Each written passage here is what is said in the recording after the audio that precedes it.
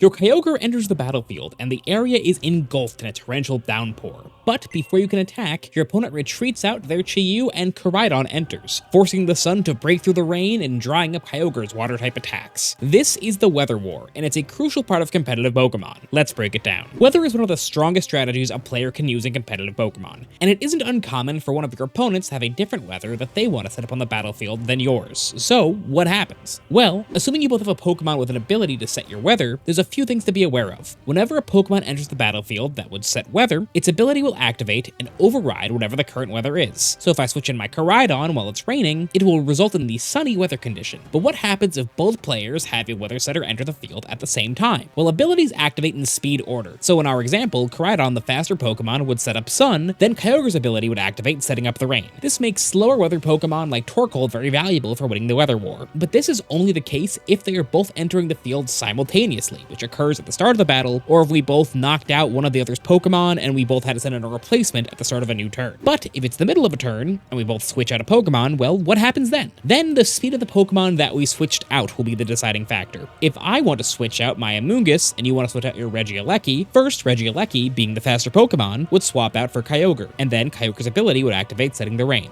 Once the ability is resolved, then my Amoonguss would switch out for my Koraidon, and then sun would override the rain. There are other ways to manipulate the weather as well, like using moves such as U-Turn to switch out your Pokemon in the middle of a turn to a weather setter, or to use a manual weather setting move like Rain Dance. The principle remains the same. Last one to change the weather gets their way. Do you want more competitive concept videos like this? Let me know in the comments.